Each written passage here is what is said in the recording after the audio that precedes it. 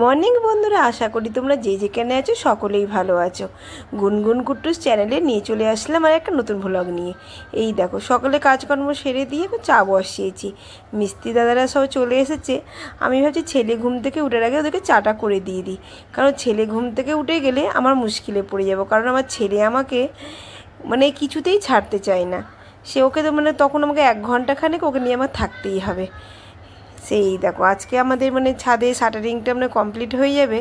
আর এই দেখো, আমার ছেলেকে দেখো ঘুম থেকে উঠে টুলে বসে আছে। ওকে বলছি চ মুখ ধুতে, ও কিছুতেই মুখ ধুতে যাবে না। সে যাই হোক, চোখে মুখে একটু জল দিয়ে ধুয়ে দিলাম, কারণ আজকে ব্রাশ করবে না। এই দেখো, এখন খাওয়াতে বসেছি আর ও কিছুতেই খাবার খাবে না। ও বলছে বিড়ালটাকে খাওয়াও। আমি বিড়ালটাকে খাওয়ালে কি আর তোর পেট ভরবে? ও কিন্তু কিছুতেই কথা শুনে না। আর ওদিকে পিচকুকে দেখো, ওর বাবার কাছে একটু মার খেয়েছে, মা বকা দিয়েছে, সে রাগ করে দেখো আমার ঘরে চলে এসেছে। সে আমাকে এসে বলছে যে মা, আমাকে বাবাও মেরেছে, মাও বকেছে। আনাম দাঁড়া, ভাইকে খাইয়ে দিই, তারপরে আমি যাচ্ছি। আর এইদিকে আমার মেয়ে আজকে টিউশন ছিল না সকালে। সে টিউশন না থাকলে সকালে বিছানা টিছানাগুলো ওই গোছায়, আর স্কুল থাকতে গেলে কোনো গল্প নাই। আর ওইগুলো করার সময়ই পাই না।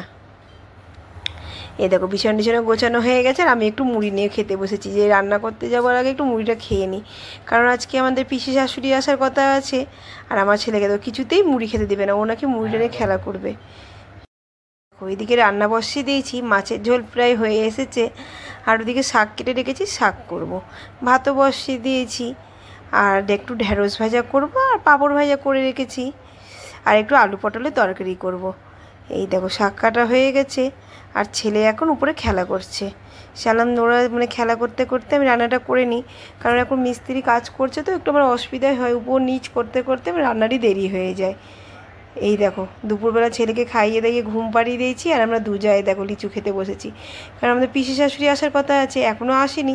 সে যখন আসবে একসঙ্গে দুপুরে ভাতটা খাবো, একটু এখন লিচু খেয়ে নিই। সে আমরা এখন দুজায় বসে লিচু খাচ্ছি। সে আমার বর্ষাকে বলছি, দেখি তো তুই কটা খেতে পারিস, আমি কটা খেতে পারি। সে যাই হোক, আমি একটু বেশি খেয়ে নিয়েছিলাম বর্ষার থেকে, কারণ বর্ষা বলছে না দিদি বেশি লিচু খাবো না, সে একটু কমই খেয়েছিল। এই দেখো, এখন যাই হোক লিচু খেতে খেতে এই দেখো, বিকেলবেলা এখন পিসিরাও চলে এসেছিলো, সবাই খাওয়া দাওয়া করে রেস্ট করছে। আর এইদিকে মিস্ত্রি কাজ শেষ হয়ে গেছে, মিস্ত্রি দ্বারা চলে গেছে, শাটারিং কমপ্লিট। এখন এই ঘরটা পুরো অন্ধকার হয়ে গেছে, কারণ এখন চারিদিকে ঢাকা পড়ে গেছে।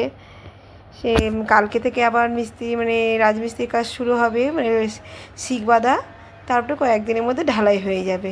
মিস্ত্রি দাদারা যাওয়ার পরে আমার কাজ শুরু হয় সন্ধ্যার দিকে বেশি, বিকেল থেকে। ছেলেকে এখন দেরি করে ঘুমালো, ঘুমিয়ে টুমিয়ে দিয়ে আমার কাজকর্ম কমপ্লিট হয়ে গেলো। এখন আমি ফ্রেশ হয়ে গেছি।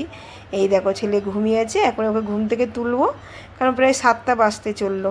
কিন্তু ওকে দেখো, ঘুম থেকে উঠে গেছে, কিছুতেই ও খাবার খাবে না। ওকে এত বুঝাচ্ছি আই খেয়ে নে, ও কিছুতেই খাবে না। এখন সন্ধ্যা 7টা বাজলে এখন এই খাবারটা খাবারে রাতের খাবারটা কখন খাবো বলো তো? কিন্তু এখন ঘুমের টাইমটা এমন হয়ে গেছে, কখন ঘুমাবে ঠিক নাই, ঠিক মতো ঘুমাতেই চায় না। আর ঘুমাবে তো এবার বিকেলে সন্ধ্যার দিকে। আমরা নিচে সবাই বসে আছি, ওখানে গল্পও করা হবে, খাওয়ানো হবে। এই দেখো, এসে ওর পিসিমণির কোলে বসে গেছে। এটা ওর আমার পিস্তাতে ননদ হয়, ওর কাছে বসে গেছে, ওর কোলে খাবে না, তাই সে বলছে আয় আয়, কিছুতেই শুনবে না, বলছে না খাবো না। এখন আমরা সবাই মিলে বসে গল্প করছি পিসি শাশুড়িদের সঙ্গে। পিসি শাশুড়ি অনেক দিন পরেই এসেছে, আগে তাও আসতো মাঝে মধ্যে, কিন্তু এখন আসা হয় না, অনেক দিনই পর এসেছে। এই দেখো, এখন ছেলেকে জোর করে খাওয়াবো, তারপরে আমি যাই, রাত্রে রান্নাবান্না করতে হবে। এই দেখো, আটা সানতে বসে গেছি, কারণ রাত্রে সবাই রুটিই খাবো, আমি আটাটাগুলো সেনে রাখি, নিয়ে তারপরে আবার রুটি ভাজতে যাব। রাত্রে রুটি করবো, একটু সবজি করবো। আটা সানা হয়ে গেল, এখন আমি রুটি ভাজতে চলে এসেছি। তাড়াতাড়ি করে আমি রুটিটা ভাজছি, কারণ তখন সন্ধ্যাবেলায় আমার ছেলে দুধটা ঠিক মতো খায়নি। সে হচ্ছে তাড়াতাড়ি করে একটা রুটি ভেজে, আগে দুধ রুটি ভিজিয়ে রাখি, তারপরে বাকি রুটিটা ভিজাবো। এই রুটি প্রায় এই দেখো, আমি এখন রুটি ভেজে চলে আসলাম, এখন ছেলেকে দুধ রুটি খাওয়াবো। প্রচণ্ড গরম, রুটি ভাজতে ভাজতে ঘেমে স্নান হয়ে গেছি। সে যাই হোক, আমার আজকের ভিডিওটা আমি এই পর্যন্তই। নেক্সট ভিডিওতে আবার তোমাদের সঙ্গে দেখা হবে। তোমরা সবাই ভালো থেকো আর সুস্থ থেকো। Bye bye.